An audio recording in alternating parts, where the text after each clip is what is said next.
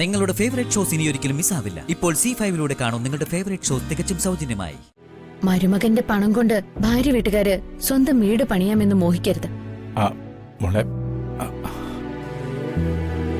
ഈ പറഞ്ഞ സത്യം എന്റെ വിവാഹകാര്യത്തിലും ബാധകമാണ്.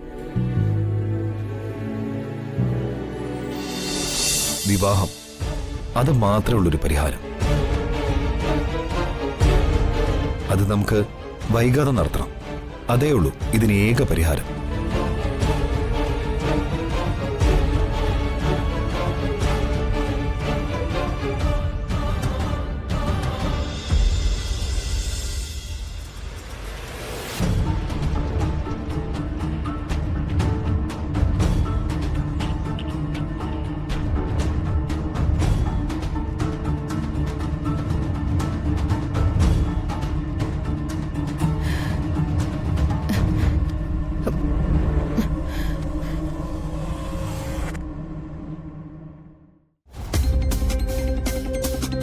ഞാൻ പരിശോധിക്കുന്ന ഫയല് V-Pharmയുടേതാണെന്ന് വിക്രം മനസ്സിലാക്കിയിട്ടുണ്ട്. ഓഫീസിലെ ഫയല് വീട്ടിൽ കൊണ്ടുവരുന്നത് നല്ലതല്ല എന്നൊരു കുത്തുവാക്ക് അയാൾ പറഞ്ഞത് അതുകൊണ്ടാ. ഉറപ്പായിട്ടും അയാള് വക്കീലിനെ വിളിച്ചു പറയും. വക്കീൽ ഓഫീസിലെത്തി ഫയല് നോക്കുന്നതിന് മുൻപ് എനിക്ക് ഓഫീസിലെത്തണം. ഈ ഫയൽ ഇരുന്നിടത്ത് തന്നെ വെക്കണം. എന്റെ അമ്മ, മോനെ മാധവ, ഇപ്പൊ എനിക്ക് ജീവിതത്തിലുണ്ടല്ലോ ഒരുപാട് പ്രതീക്ഷകളുണ്ട്. അതെന്താ? അത് പിന്നെ വർഷ പെണ്ണ് ചോദിച്ചോണ്ട് വിക്രം ഈ വീട്ടിൽ വന്നപ്പോ തന്നെ എനിക്കൊരു ശുഭലക്ഷണമൊക്കെ തോന്നിയതാ. ഇന്ന് വിക്രമിന്റെ വാക്കുകൾ കേട്ട് കഴിഞ്ഞപ്പോ അത് അസ്ഥാനത്തല്ലെന്ന് എനിക്ക് ബോധ്യായി. അമ്മ പറഞ്ഞത് ശരിയാ. കിടപ്പാടം നഷ്ടപ്പെട്ടവർക്ക് സ്വന്തം ചെലവിൽ കിടപ്പാടം വീണ്ടെടുത്തു കൊടുക്കുന്നവനാ വിക്രം. ഇന്ന് നമുക്കിടയിലിരുന്ന് വിക്രം പറഞ്ഞത് കേട്ടില്ലേ? നമ്മുടെ സ്വപ്നവും അവനെ യാഥാർത്ഥ്യമാക്കുന്നു. എന്റെ ഭഗവാനെ, നമ്മുടെ സ്വപ്നത്തിലുള്ള നമ്മുടെ വീട് വിക്രം യാഥാർത്ഥ്യമാക്കും മാധവേട്ട.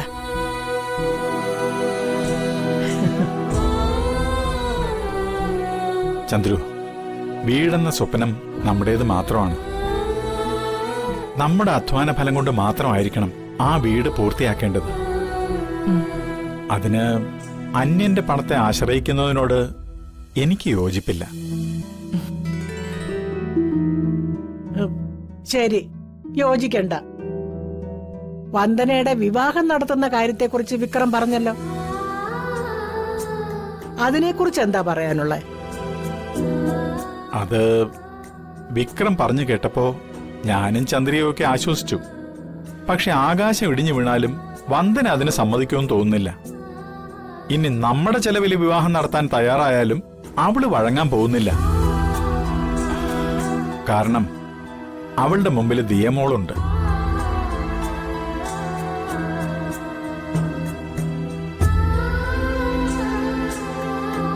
ഇനി ദിയമോളുടെ ജീവിതം അത് മാത്രമേ അവളുടെ മനസ്സിലുള്ളൂ.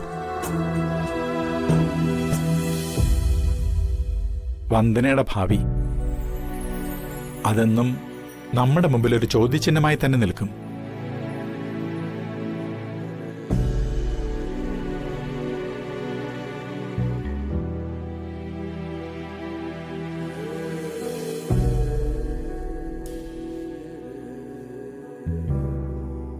അച്ഛാ, അടുത്ത വീട്ടില് പുല്ല് വളരുന്നത് കണ്ട് പശുവിനെ വളർത്തരുത്. മോളെന്താ ഉദ്ദേശിക്കുന്നേ? മരുമകന്റെ പണം കൊണ്ട് ഭാര്യ വീട്ടുകാര് സ്വന്തം വീട് പണിയാമെന്ന് മോഹിക്കരുത്. ഈ പറഞ്ഞ സത്യം എന്റെ വിവാഹകാര്യത്തിലും ബാധകമാണ്.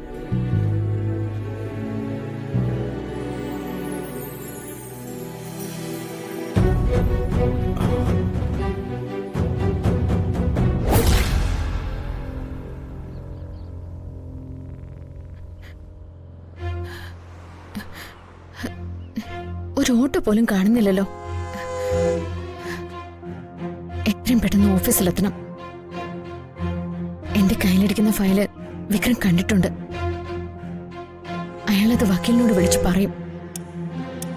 വക്കീൽ ഓഫീസിലെത്തുന്നതിന് മുൻപായി എനിക്ക് ഈ ഫയല് സ്റ്റോർ റൂമിൽ എത്തിക്കണം. ദേവി, എന്താ ഒരു മാർഗം?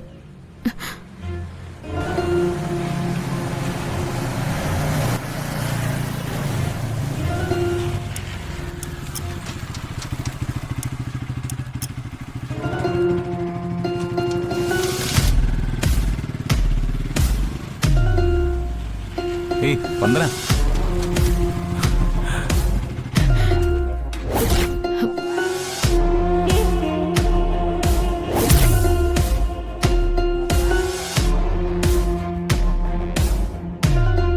ഹലോ വന്ദന, എന്താ ഇവിടെ?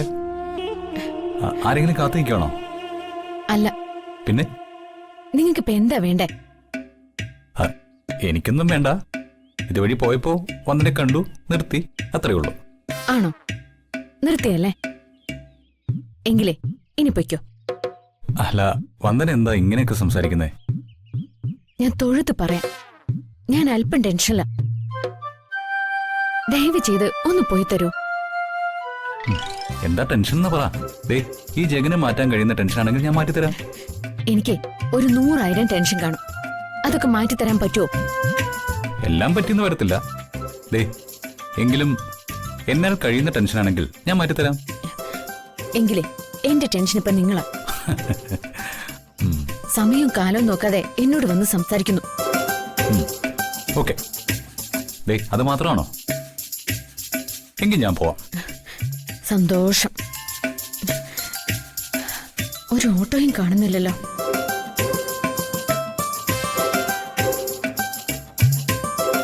അല്ല, ചോദിക്കുന്നുണ്ടെന്ന് തോന്നരുത്.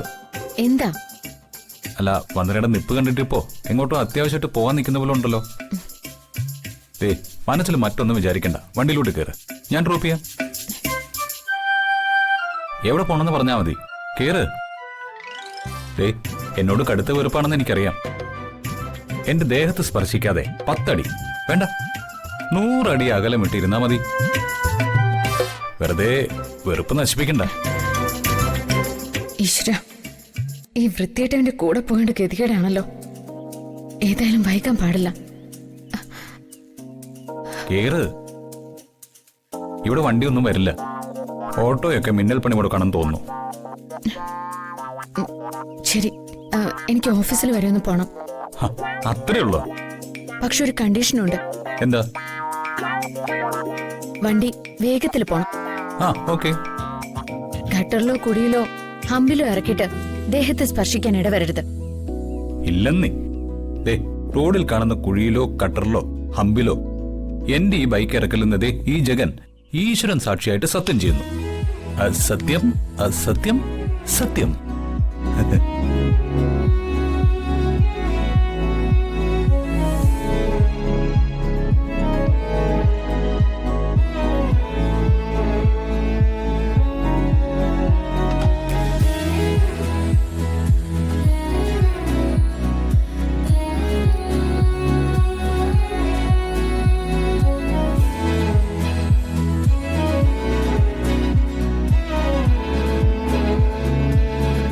കേറിക്കോ.